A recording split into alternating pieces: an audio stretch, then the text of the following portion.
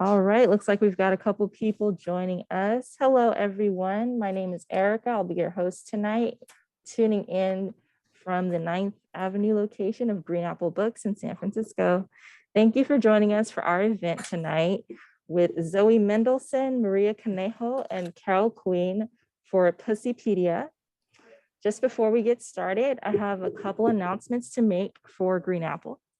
Our upcoming events are thankfully in person. Just a note on our in-person events, we do require everyone wear masks for attendance. This Thursday, September 2nd, we are celebrating the release of Remember Who You Are, a book of essays written in memory of beloved ESPN reporter Pedro Gomez.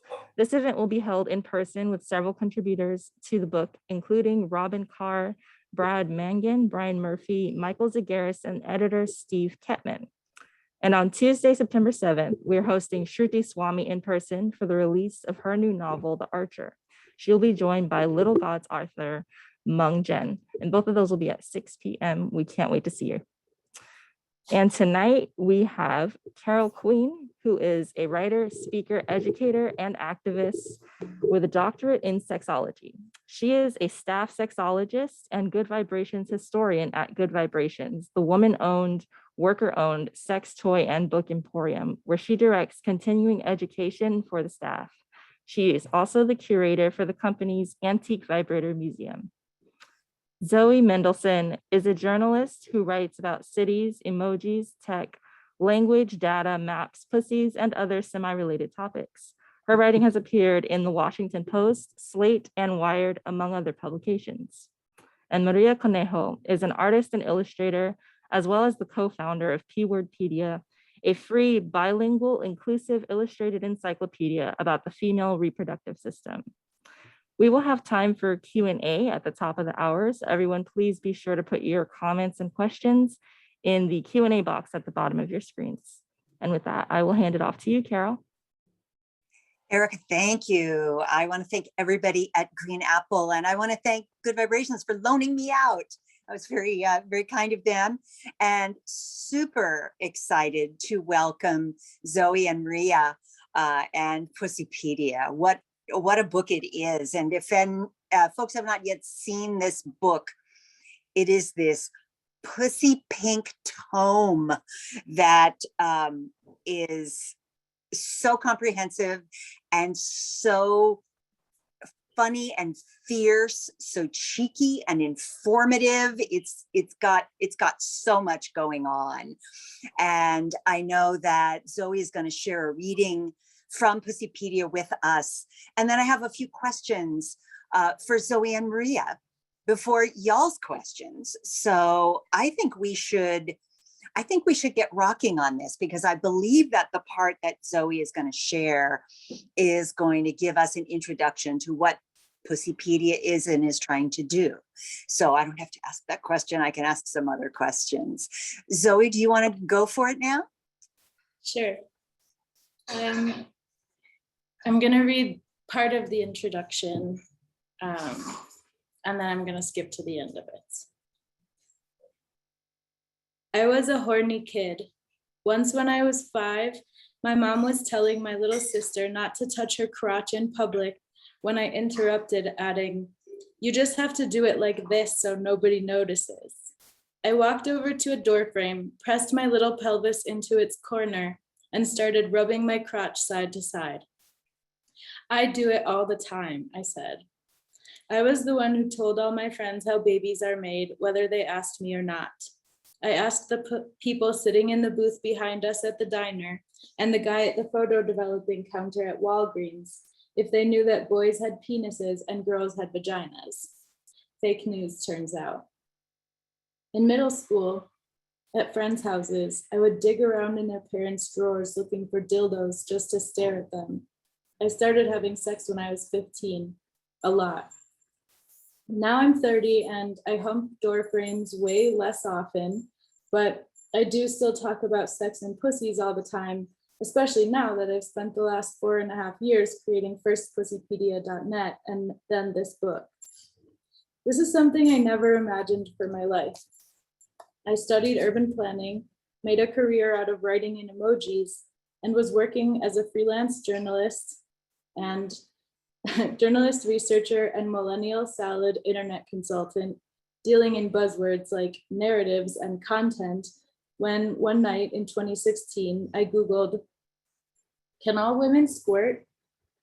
My search yielded what you might expect: wildly contradictory information, pseudoscience filled with spelling errors, videos for men about how to make cis women squirt.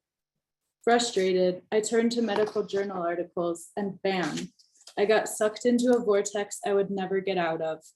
I could barely understand anything. I had to look up the definition of almost every word and then look up almost every word in those definitions. But what I was finding was blowing my mind. There's only one kind of orgasm. My bladder is where? I stayed up the whole night studying diagrams and reading. Why the hell had I lived my entire life without so much crucial information about my body? Why did I not know how exquisitely normal I was? And why was it so hard for someone without a medical background to access this information? I was furious that so many people with pussies waste precious mental space and time feeling inadequate or excessive or gross, or at least that I had. My journey from unselfconsciously horny kindergartner to unselfconsciously horny adult was long and fucked up, and honestly is still not over. I spent most of it mortified by my body until at least the beginning of high school. In new social situations, I would walk around with my arms crossed over my belly to hide it. Shopping for clothes almost always left me crying. I didn't wear a bikini until like 3 years ago. I didn't participate in a single sport and often sat out PE because I was so embarrassed about the bizarre way I moved my body. My best friend and husband agree that I still walk like a drunk toddler. I was disgusted by the discharge in my panties. I was disgusted by my frequent yeast infections, which were probably caused by my habit of scrubbing between my labia with soap, trying desperately to be less disgusting. No soap in the crack, people. I was so disgusted by my body that I didn't trust it to keep me alive, which is probably why I never learned to drive or swim.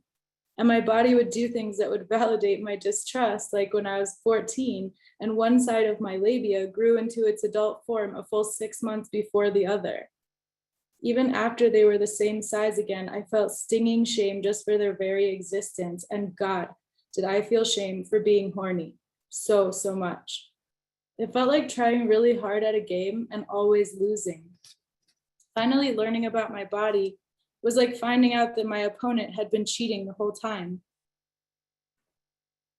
The patriarchy has a lot of tricks for making people with pussies feel like shit. Suppressing information and conversation about our bodies is one of them.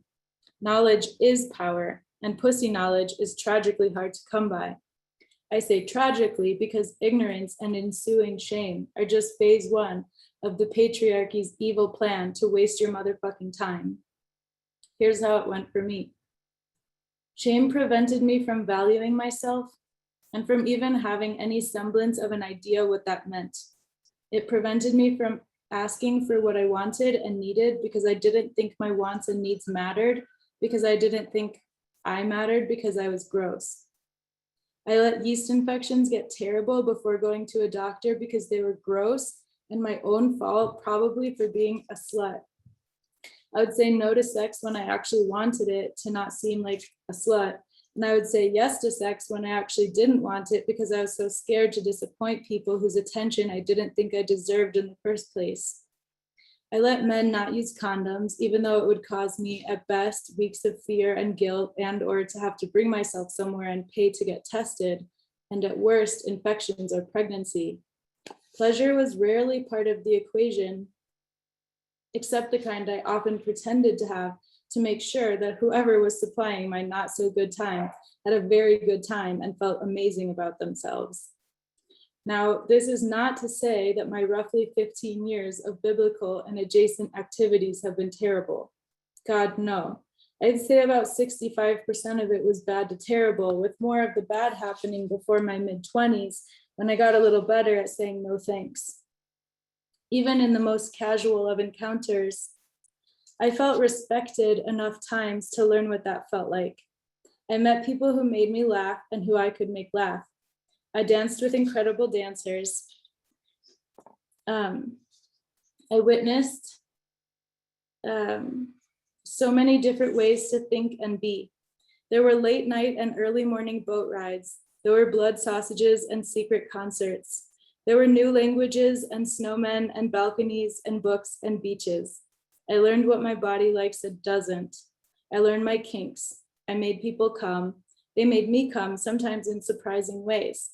I appreciated their fat rolls and freckles and innie outies and hair textures.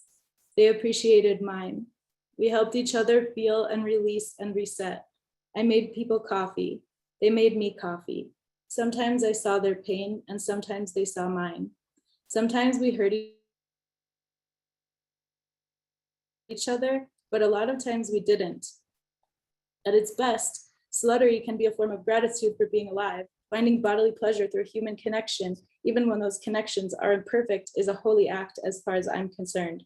And in a slightly sadder, but equally valid and beautiful way, sometimes it means pitching little tents together to shield ourselves, even just briefly, from the infinite solitude and terror that is life.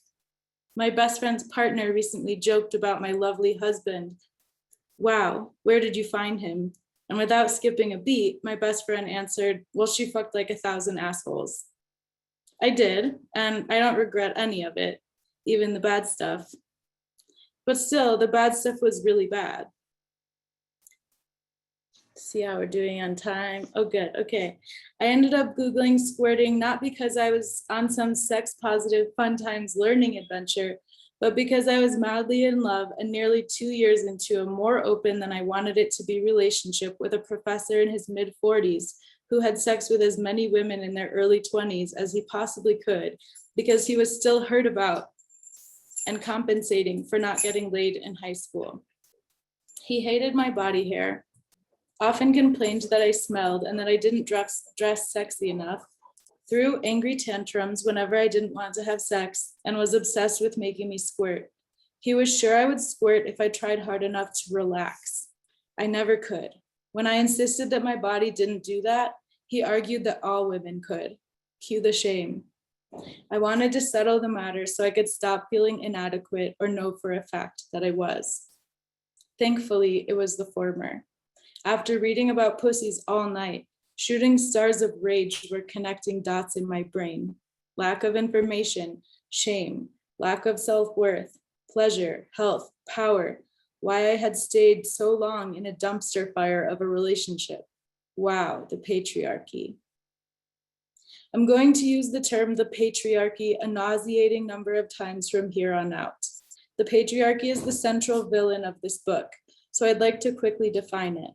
The patriarchy is just the way things are. It is a self-perpetuating system in which cis men have more power in society than everyone else. We all enact it together just by living and being in the ways we were taught to live and be. The patriarchy does not mean men. When I blame the patriarchy for bad things, I'm not blaming men, even if and when it is men who do the bad things. Cis men benefit from the patriarchy, obviously, but they are also victims of it, which is a subject for a whole nother book, but like, wow, I would never, ever want to trade places with them. The patriarchy is also white supremacist and ableist and many other ists. For example, white cis men have more power in society than Black cis men, and here's where it gets complicated. White cis women in most cases do too. I'm going to demonstrate the way the patriarchy exists and works and reproduces itself throughout this book, so if you're not sure what it is yet, that's okay, sit tight. Anyway, the morning after my vagina vortex awakening, I knew exactly who I needed to talk to. I met Maria Conejo when I first traveled to Mexico City, where we both lived in 2014. She had briefly dated my older brother and was kind enough to let my little sister and me stay with her during our visit. She was the only person I knew when I moved here from New York City a little less than a year later. We partied together. We cried about boys and our relationships with our moms and about how terrifying it is to pursue creative careers. And we wanted to collaborate. So I texted her, Maria, I've been up all night reading about vaginas. We need to do a vagina project. When I left our first brainstorming session, my body was buzzing. Growing up, Maria had had experiences of sexuality and shame that were not so different from mine, except that my little hell had existed in a liberal urban bubble in Chicago. My mom has been queer since the 80s, often walked around the house naked, and always told me that magazine bodies were bullshit, but still, the patriarchy has a kind of final destination, will find your ass quality. And Maria grew up in a small conservative town a few hours outside of Mexico City, where she went to Catholic schools until college, never saw a naked female body, and where talking about sex was just not a thing at all. If I had received the "your body is bad" message loud and clear, Maria had received it through a megaphone. Once in high school, Maria was photocopying some pictures out of a magazine because she wanted to draw them. She hadn't noticed the accompanying article was about cunnilingus. When the nuns discovered her with the magazine, she was sent to the school psychologist, who promptly diagnosed her with a sexual disorder. Guess how that made her feel? Yes, you're right, horrible and ashamed. So Maria did a very cool thing. She grew up and dedicated her life to making art that destigmatizes the female body. Maria's drawings and paintings are mostly bodily gestures, and with her magic powers, 3 decades of hard work, she manages to convey an entire element of the human experience with each one. To me, they are the answer to art history's centuries of naked women lying seductively across rocks. They restore emotional dimension. They are the missing half subjective. Maria and I made a Kickstarter campaign for Pussypedia.net. We wanted to democratize the information I found hiding in these journal articles and academic studies. We wanted to build a free, bilingual, maximally accessible, and high-quality pussy encyclopedia. We wanted to be meticulous. We wanted to base everything on peer-reviewed, up-to-date, independently funded research. We wanted to say it all in language that would be easy to understand. And we wanted it to feel joyful to read and to look at. We met our Kickstarter goal in 3.5 days. Turns out a lot of people besides us wanted to know more about pussies, which was awesome, except that what we had promised was like a comically, ginormously tall order for ourselves. It was obviously something we could not execute alone. While I felt confident in my ability to explain complex concepts with simple language, I was not prepared for the complexity of medical research or the political delicacy of sex education. Lucky for me, another one of my besties, Silverio. Okay, we're gonna have some dog barking going on. Lucky for me, another one of my besties, Jackie Yan, now Dr. Jackie Yan, was at the time finishing her PhD at the Harvard T.H. Chan School of Public Health with a focus on race and gender. Dr. Jackie made a content outline for the site, which has been adapted for this book. She designed Pussipedia's research process and a very rigorous fact-checking process, and fact-checked the majority of the site herself. She wrote into our writer's guide careful instructions for responsibly paraphrasing scientific language without obscuring statistics or overstating conclusions, checking for researcher conflicts of interest and suspects funding sources, looking for the most up-to-date research, tracing each cited fact back to its original study, and evaluating that study's merits too, and a bunch more things that are tedious and super boring and hard, and that I am very proud to say we actually did both on the site and in this book. It turns out you actually do have to read the methods sections of scientific studies. For this book, I read about 400 of them. I'm gonna skip ahead a little bit. We talk about the research process here and our inclusion practices. Okay, the 2.5 years of putting the site together with very little money was both brutally exhausting and unexpectedly healing. The outpouring of support Maria and I received from such a huge range of people in taking agency over our knowledge of our bodies changed us profoundly. Engaging pussy subjects with friends and strangers, not just speaking the unspeakable, but picking it apart detail by detail, changed my entire relationship to them and to my body. Also, when we went digging for information together and found exactly how little there is, when we became intimate with the scarcity and the bullshit, our shame was replaced by indignation, which fueled our work, both on the site and on loving ourselves. It becomes easier to love yourself when you are pissed about how the whole game is rigged to make that feat impossible. This truth led me to take 2 specific informational approaches with this book. I've included a whole lot of information you never needed to know about me and my pussy. I picked up Wow, No Thank You by Samantha Irby at the beginning of writing this book. Irby taught me how oversharing can be a political weapon. In her essay, Body Negativity, she lists body parts and all of the patriarchy's absurdly high expectations for the care, treatment, and state of each, and then describes how miserably she and her body seem to fail to meet those expectations. My breasts are shaped like summer squash, she writes, and then goes on to describe shitting on a table while getting a Brazilian. Reading Irby liberate herself by speaking her truth was liberating. I laughed so hard I cried through the whole essay while internalizing the important political message that me and my body are just fine. I felt amazing when I finished that essay. I wanted to take the book and stand on a chair and do that thing Rafiki did with baby Simba. Information is just data if it's not accessible. And information is often not accessible if an emotional state like shame does not allow you to process it. So I've talked about myself in detail to try to make you laugh and to try to help you receive information about things that may spark shame, and to show you that I'm at least partially fucking over it in hopes that you can be too. 2, I tried to pack in as much information about the information as possible, to take you with me through the research process so that you too can be healed by both facts and indignation. I want people to expect citations. I hope to raise the standards for what readers consider good quality information. I want people to expect citations. I want people to expect exploration of contradictory evidence.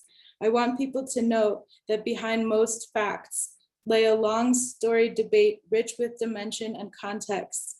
I want people to know about the institutions that control knowledge, the flawed human scientists that produce it, and about the lineage of people with pussies who spent their lives digging their anatomy out of medical obscurity.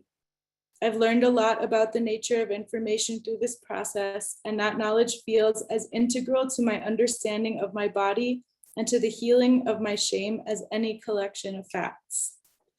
I'm gonna skip to the end now. It has been strange, to say the least, to sit inside writing about vaginal discharge as the world at times seems to be and at other times literally is on fire. A revolution rages outside my window, the water runs out, democracy falls to pieces, millions of people drop dead of a plague, and the dark implications of inequality make themselves clearer than ever. There have been moments when I have had to ask myself, should I really be spending this time comparing the chemical compositions of squirt juice and pee? But then I remind myself that a lot of people have pussies and that a lot of those people live with a lot of their mental space taken up by a lot of inane patriarchal bullshit. And that if we can free up even a little bit of that, or restore even a little bit of pleasure or agency, then there will be more space, more joy, and more pussy power for the revolution. And the answer is always yes. Zoe, thank you so much. I think that made super clear why this is so necessary, how important it is to have the access to knowledge, right? And I've been plowing fields for these many years. Hopefully I plowed a field that you were able to access and get some good from, whether and so many people in the generation before, below, so many people have tried to move the needle on this, and putting it all in one place is the way that it sort of reflects back how enormous the lack of information has been and what effect that's had, right? So thank you, thank you, thank you. And I want to ask you, because I don't think in what you read so far, you defined for us how you define pussy with a book on the site, and especially because you do something interesting with the mixture of gender identities of people who might have the thing that you, what are the bits that are included in the pussy? I'll read it. I'll read the definition. How do we know? Excellent. A new definition of pussy. We propose a gender and organ inclusive use of the word that means some combination of vagina, vulva, clitoris, uterus, urethra, bladder, rectum, anus, and who knows, maybe some testes. The word vagina comes from the Latin word for sword holder. We are not down with the idea that vaginas exist as objects of service to penises. Also, vagina only refers to the canal. If we call the whole thing vagina, we ignore a bunch of other important parts, including everything you see on the outside and the clitoris, which is made of the same tissues as a penis, about the same size as one, and responsible for our orgasms. We wish we didn't have to refer back to penises to make this point about how important the clitoris is. If we call it a vulva, we ignore the vagina and everything else inside. Also, there wasn't an available word that could include all of these parts plus testes, which some intersex people with pussies have. Like, what if we had words for foot, shin, calf, knee, and thigh, but no word for leg? We picked pussy because it had no prior scientific definition, because you smile when you say it, it's used around the world, and because it's historically offensive, which is fun. We're taking pussy back because we like it. We hope you like it too. Thank you. Thank you. So pussies haven't exactly had an encyclopedia up until now. What are some of the things that we have missed or gotten wrong because of that lack? Maria, you want to take that one? Well, a lot of things. I think about my life and how old I was when I found out what my clitoris was for, and how I spent like a lot of time in my life submitted to this weird narrative of sex where I wasn't allowed to ask what I wanted because I didn't know what I want. I didn't know what felt good, or that touching my clitoris would make me feel this orgasmic out of this world sensation. So I had very bad sex and I had very terrible experiences that let me feel that I was worthless, as Zoe was explaining in her introduction. And I think that a lot of people with pussies in the world feels that way too. And yeah, and that impacts every other area in your life, even what you eat, every decision you make, no, because you don't understand your own body. So that's one thing. I don't know what else, Zoe. I think we've been sold a lot of products that weren't only unnecessary, but were harmful, like spermicide, douches, deodorant sprays. There's a, you know, the list goes on. A talc powder with talc in it. So there's the products, I mean, and then there's just the not knowing itself causes anxiety, I think. You know, when something's changing, and like there's so many cycles going on, there's so many changes that pussies go throughout the month and throughout life. And so if you don't know that those changes are going to happen or why they're happening, they can definitely provoke a lot of anxiety, which just start preoccupying you, you know. And then there's also wrong information that we do, you know, information we do have that's wrong, like this, you know, idea that UTIs come from like getting poop bacteria into your urethra, which is just like blaming you for being dirty. And in fact, the E. coli that are adapted to live in that are in your poop can't survive in your urethra, you know. So it's just sort of a lot of narratives add up to make us feel like dirty or gross.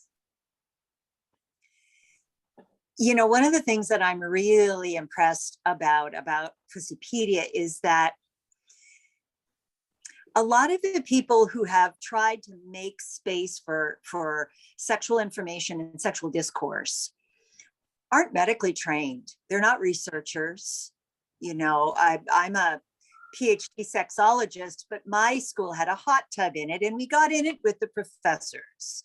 So that, you know, I didn't get a good education about sexuality, only that in schools, that would be frowned upon.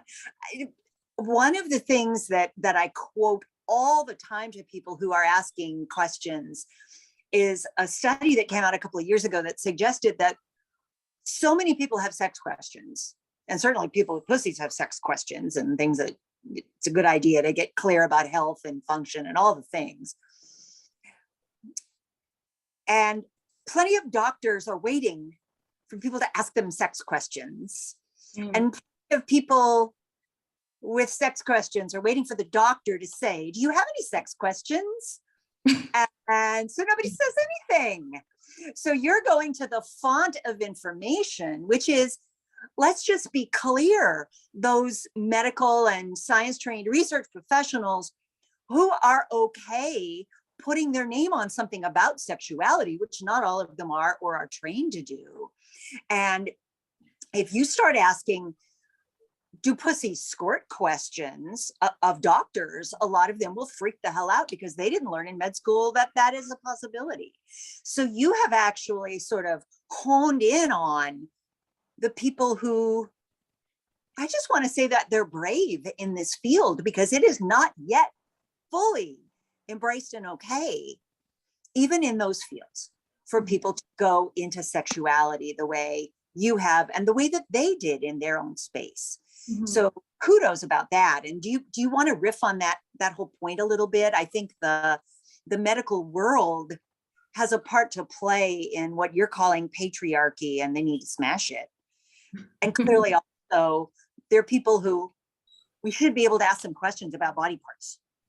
Yeah, well, I think healthcare, I mean, doctors spent a lot of time in med school. Like they're not, you know, I think that like there's some kind of self-selecting quality with a lot of doctors where like they're like science people who can memorize enormous amounts of information. I have a lot of doctor friends who are like amazing and I love them, but like doctors and like people with extraordinarily like emotional, you know, like empathy and emotional intelligence, like the Venn diagram's not that big. And so, you know, it doesn't often feel that like that comfortable of a space. And also in the American healthcare system, how many minutes do you usually have with your doctor? You know, it's like kind of pressured, rushed interaction. And there's like also that pressure of where you're like, what are all the things I meant to ask my doctor about? Like which mole, you know? So I think that like, yeah, doctors' offices are just not the space where great sex ed is gonna happen. And also like in the larger institution of like capital M medicine, we know that the studies least likely to be funded by the National Institutes of Health are like studies containing the words like ovary and reproduction. And it's still because of the taboo and the stigma. So, you know, people are embarrassed by, you know, it evokes shame because there's a stigma around it.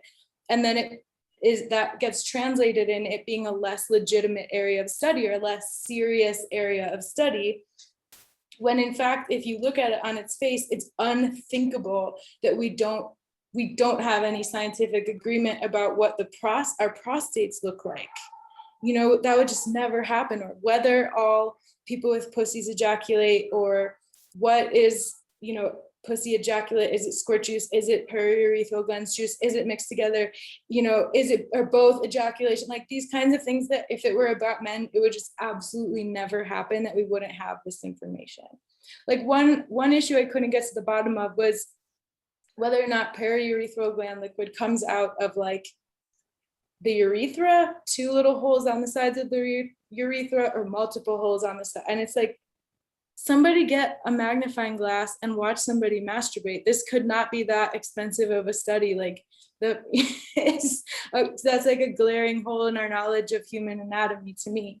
what edition iPhone is out now. Like iPhone 12 is out before we know what the pussy's prostate actually looks like. I'm about to read my memoir, and there's definitely is going to be the time when my partner Robert and I took Betty Dodson to a chiropractic school after hours. So one of Robert's professors could show her as they dissected a G-spot, and the prostate in this situation, and the professor had never heard of any of this. Like, what is this that you are showing me? It and listeners, honestly, if you ever do want a rabbit hole, oh my goodness, Zoe, you're right. This is a rabbit hole. And if listeners, you are going to go off and become researchers, please do some more research and give us more of a clue, because, oh my goodness. I want to switch gears just a little bit, and I want to talk to Maria about doing the illustrations for a second, because they are fabulous. I think my favorite one is the vulva as virgin with all the sacred candles around it, because I've been doing collages like that for about 25 years. But then I turned the page a few pages and I got to the sex and masturbation section, of course, and there's a lot to like there. Orgasm face picture with the saliva between the teeth. I really liked that. Maria, what were you after when you tackled these illustrations? Some of them are so scientific, not like you would get in a textbook, but super informational, but yes, great. Thank you. Well, I was trying to make honest images, honest illustrations, images that I would love to see when I was younger. I try to represent people owning their own bodies. Also, I try to make not heteronormative representations of sex. Like I try to show other possibilities of what sex can be, by yourself or with other people. I tried to make the most updated diagrams of the pussy, and also to use the anatomical names of the parts of our bodies instead of the name of the males that colonize our bodies.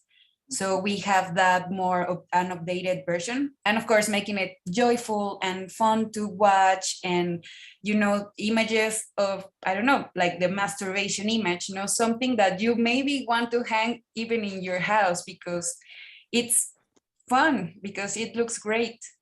And yeah, I was trying to convince people that talking about sex can be fun and it can be shameless, and we need to talk more about it.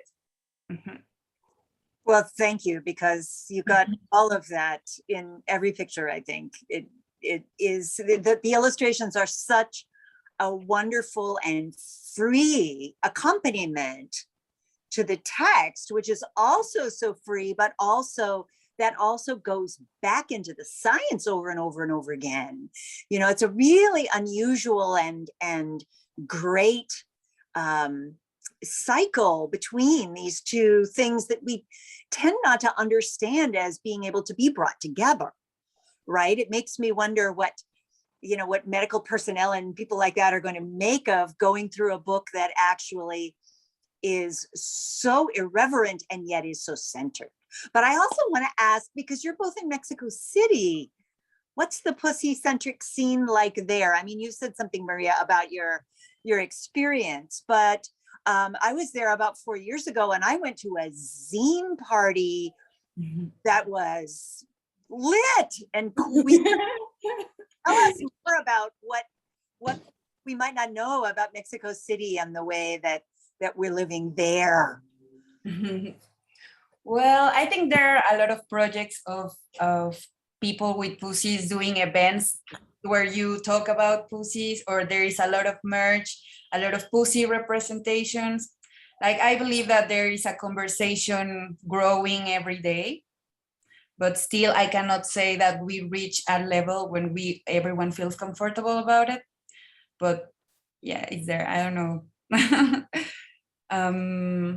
Yeah, but there are festivals. There is this film festival that we collaborated a few years ago, and we made this Pussypedia live event in a museum, in a big museum, and then everyone was very open to the idea of having a panel of experts in different backgrounds, like philosophy or art history or linguistic. I don't know if that's a word, but linguistic.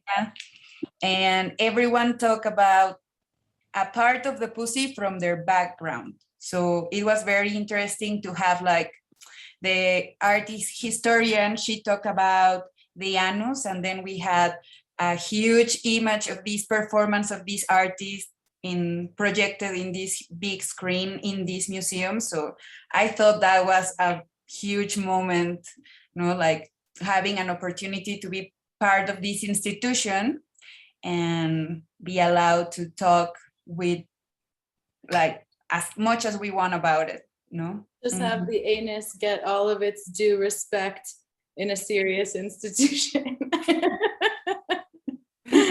A pussy mostly. It was great. After the event, people kept saying to us, the anus lady was awesome.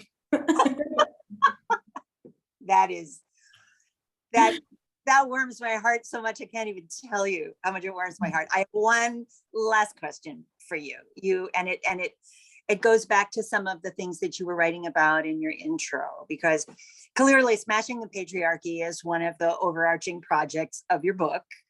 Only one of them, but an important one, I think, right? When people know nothing about pussies, the patriarchy is strong, right? But I was also really intrigued when you wrote about #unsubscribe from the patriarchy. How do we do that? What does it mean? Let's get going. That is a thing I came up with. Like, one of my friends was with her childhood best friend, and she was bugging her, like just making fun of her, and she just turned around and said, unsubscribe. And that's what I need to be able to do to like all the little abusive voices in my head, just to unsubscribe from them. So I think really like that's a process of healing. It's like easier said than done kind of thing. Like it's just process. The process is the point, and it's just of like putting a cork in all those mean voices in your head that have been planted there by the patriarchy to keep you down. It's really to make it simple, and also like the hardest thing. It's about loving yourself. We're taught not to do that by the patriarchy, and we cede our own power. So taking back the pussy and taking back the power. Yeah. Thank you, Zoe and Maria, for talking to me. I am super stoked about your book. I'm going to talk to everybody about it. It's fabulous. And thank you so much for all of your work. Oh, you know what? Any of us who get to spend even part of our life doing stuff like this, we are so lucky. It's necessary. It's not like a lark all the time, but we are lucky because so many people can't even take their damn pants off without feeling weird, right? We gotta change that, and this book will. And I'm so grateful to all of the work that you both and your whole crew, your whole team have put in.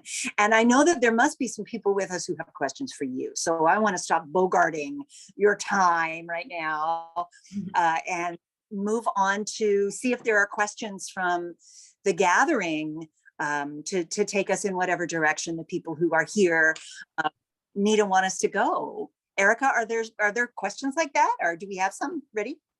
As of right now, we do only have one. So just a reminder to our audience, this is the time to submit your questions. I do want to take this opportunity to thank Good Vibrations for proudly partnering with Green Apple for this presentation. And our first question is from Marcy Bell. And it is, if you use the word genitals, would it be the same as pussy? Oh, that's a great question. There's also like a more broad term that could encompass more parts. Maybe, I don't know if there's a scientific definition or limit to what parts it encompasses, but it would not be as fun. Yeah. And Down on that one too, after Maria does, because I have a thought about this too. see, me too. Like if we use the word genitals instead of pussy, then we wouldn't be reflecting on why the word pussy disturbs us to use, because the origin is that pussy relates to vaginas and vulvas, and maybe that's a good word to use so we can think about it more. Yeah, like the reason it's embarrassing, the word pussy has such a strong, effect, isn't because it's a swear word. Like fuck is a worse swear word, but it doesn't it's not jarring to people the same way the word pussy is, because the actual reason pussy is such a jarring word is because it means pussy, it means vagina. That's what's so jarring to people. And from a sexological perspective, I always like to remind people, I mean, I use the word genitals a lot, and we generally understand what it means, right? But I want to remind people that genital means generating new life. That's the link, that's the etymological link to that word. It's fundamentally a pretty heteronormative term. And I don't think most people who use it in a formal way consider the anus to be part of it. And that's just, you can't leave the anus out, I think. Okay. I'm so glad that you include it. You just start right off with it. Thank you. And I really want to encourage people who do use the term genital to like sort of think about that, and not to not use it anymore, but to like reflect if you mean to be talking about reproduction or if you mean the sex parts, right? Because you can differentiate those two things. And often when you're talking about them, it helps to do that. Right. Totally. Yeah. It's good to remind ourselves that contrary to like every sex ed book written for most of the last forever, pussies do more things than, reproduction. Yeah, they do. Yeah. Pleasure. Great. Our next question is from Jeanette Pettibone. What is one of the most surprising things that you've learned during research and writing? Maria? I think I will go back to the clitoris topic, because I was reflecting on that too, like why did I have my clitoris my whole life and I didn't realize why it was for until I was 20 something.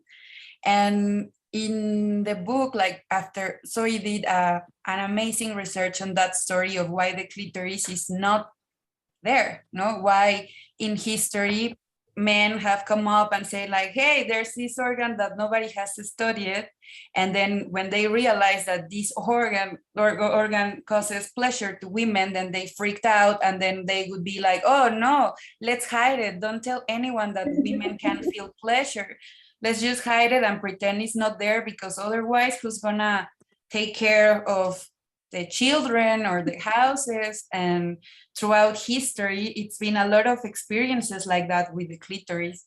And even in the 19th century, like Freud, with this idea that orgasms could only be experienced through vaginal penetration, then that limited us in the way we experienced sex.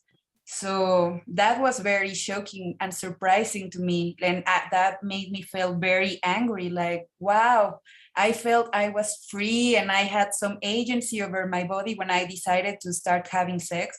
But then I realized, and I'm still realizing, finding out in ways that I'm not, because all of these narratives that were created like for centuries before I was born. Yeah, that was very surprising. I think for me, learning about how important the urethral sponge is to how our pleasure works, and how little it's talked about, that like there's a layer of erectile tissue called corpus spongiosum around our urethras, and that it's what connects like the vagina to the clitoris, and it's our prostate, and just this, it's so important and just so seldom talked about. And I was pretty shocked to learn how that worked. Yeah.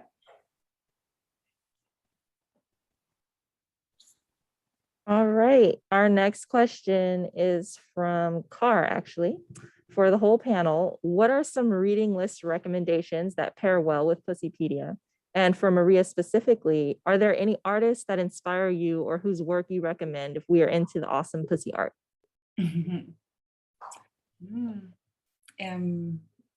Bueno, I can start with Sofia Wallace. She's an artist and collaborator to our project and friend also. And she has this project, Cliteracy, that helped us in a lot of ways to inspire us to create Pussypedia and reflect on a lot of things. So she's one very good referent on the clitoris and the anatomy of the clitoris. Yeah. You, Zoe? And Zoe or even Carol, any good book recommendations for companion reading? I think Come As You Are is essential reading.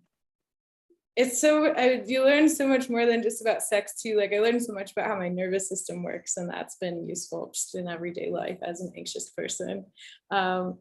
And what else? The Vagina Bible by Jen Gunter, like, have some issues with it, but I think that it has some different information than what's in Pussypedia, and a lot of it's still useful. Although she says that squirting's not real, but it is real. And everything ever written by Heather Corina, their new book about menopause, What Fresh Hell Is This, is amazing. Like I plowed through a book about menopause that should say something. I guess I am obsessed with pussies, so but it's really good. And Carol, what about you? Well, I would just wanted to say yes on those, and Jen went to med school, so that explains that. Yeah. And I just want to remind everybody, we don't need to all, necessarily divulge our sexual orientations to one another, but a lot of people who themselves have pussies and have been interested in other people with pussies this is a Freudian slip. I didn't mean to say this, but I'm just going to go ahead and say it. Have done a deep dive on the I want to encourage people to feel the expertise where you find it, right? So I was totally going to say Emily Nagoski's book for sure. I'm going to have a conversation with Heather on my Conversations with Carol Zoom show at Good Vibrations later in September. And that's going to be big fun because they are fierce and funny, and we're gonna make short work of menopause, people. So any of you who ever think you might be touched by menopause, come on down. And the other thing that I would say is that I hope that my sex ed book, which is the Sex and Pleasure book that I wrote for Good Vibrations, manages to sidestep the problems that you've seen in most sex ed books. And I hope that it does, partly because you're so right about the limitations of so many books. I mean, I think that recently in our history, we're getting more access. But what you said about the internet at first, I just want to say, yeah, because all of the information is there. And unless you've already got part of a degree, it's hard to know whether or not it's correct. Mm-hmm. And that's just, it makes it so difficult to do your own rabbit hole research. The fact that you got so inspired by one of those experiences, because, we've all spent all night clicking links. It's one of the great things about the internet, depending on where you go. And this is what came of it, is so freaking inspiring. Everybody, pay attention to the rabbit holes you go down, because you never know if you're going to stumble upon something that the whole freaking culture needs badly, because that happened in this instance. All right, our next question is from your agent, Eliana Khan. And she says, Carol, I have a question for you. During so much of this process in developing this project with Zoe and Maria, we've talked about what it means to move the conversation around sex and bodies forward, and how to do so while taking into account the tremendous work of feminists and sex positivity activists who have come before. I'm curious, given the incredible work you've done in the field, what is your sense of how conversations around these subjects have evolved, and where are we now? And what new ground do you feel Pussypedia covered that hasn't been done in this field until now? And what do you feel more generally still needs to be covered in the field? Well, I already mentioned the thing that I think is really exciting and important about taking a fierce and really plain spoken and real tone, and then saying, and by the way, we're going to look at some studies now, because I think that is, you know, Heather's book about menopause is like that too, but there are not that many books that want to embrace people in by speaking directly to, you know, fear, shame, fury, the kinds of things that you find that you have to dig up in Pussypedia in order to get to the information, right? Because just sharing sex information works for the sex geeks, and you've got to catch everybody else's attention, and you've got to overcome the shame and in some cases the sense of, oh, I already know all that, whether they do or not, right?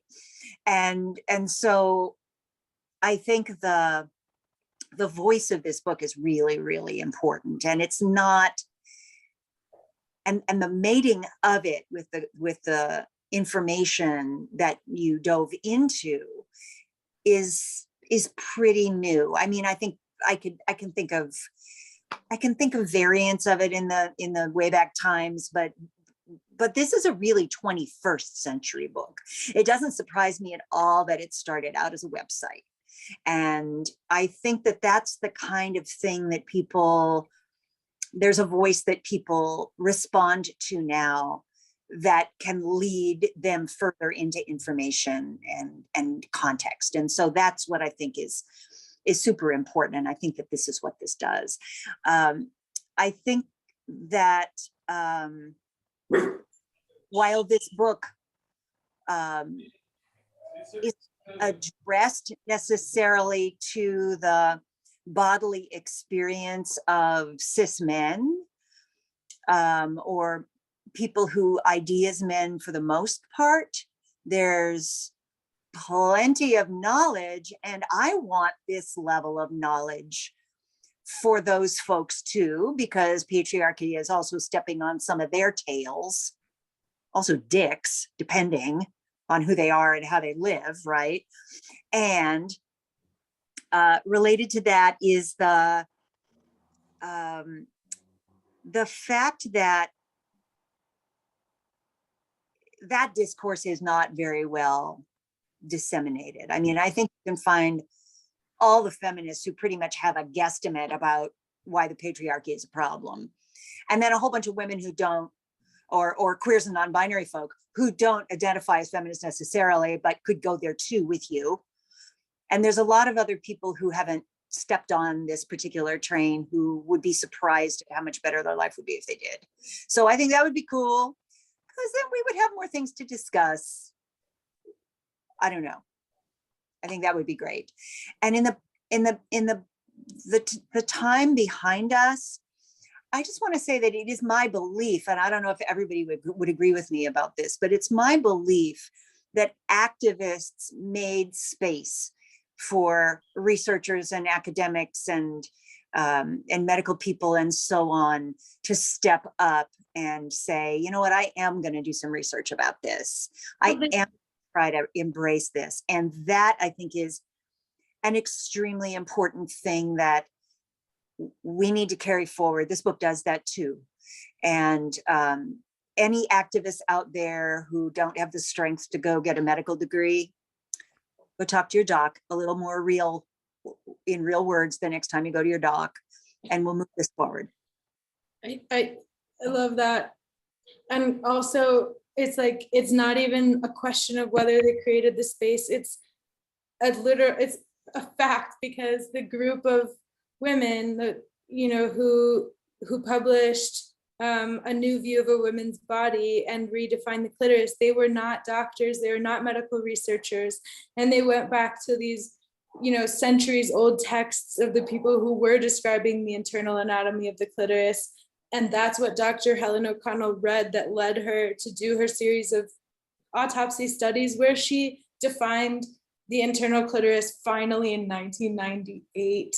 But so, you know, it's not even a question, it's actually like they did it, you know. Which means that we are still actively in this process now.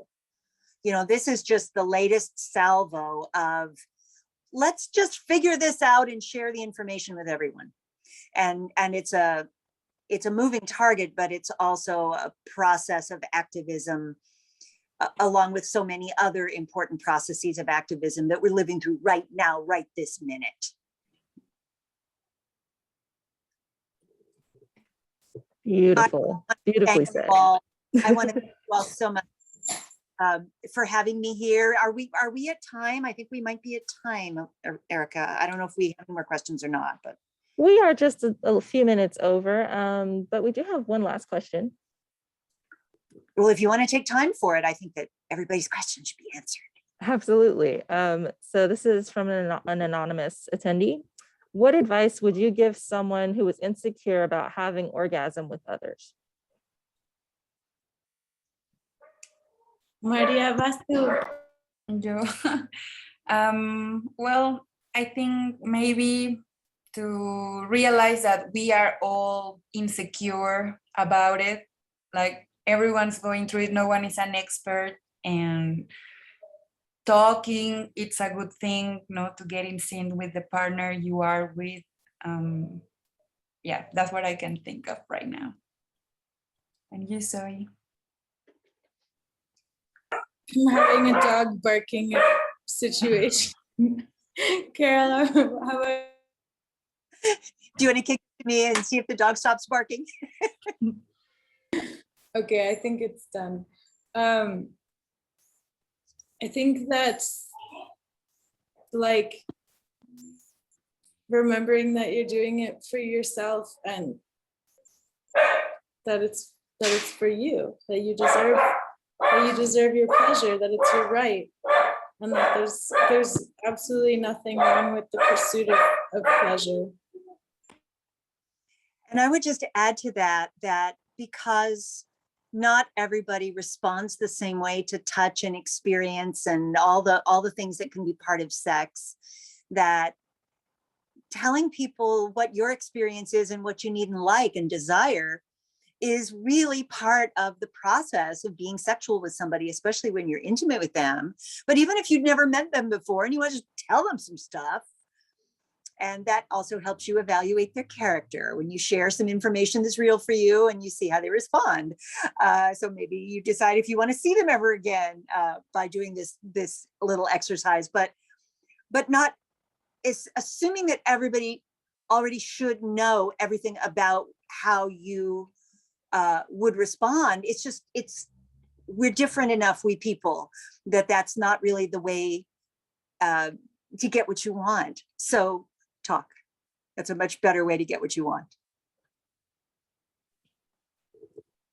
And with that said, I want to thank everyone for tuning in tonight. You can buy Pussypedia both in store and online at greenapplebooks.com. Thank you, Maria, Zoe, and Carol, for joining us. Thank you, Good Vibrations. And really, thank you both for sharing what needs to be said. Thank you so much to Green Apple Books and Good Vibrations. We really appreciate that you guys invited us to do this. It's been great. Thank you so much, Carol, to you too. Very good to meet you both, and so happy to be part of this. Thanks, everyone. Everyone, stay well and have a good night.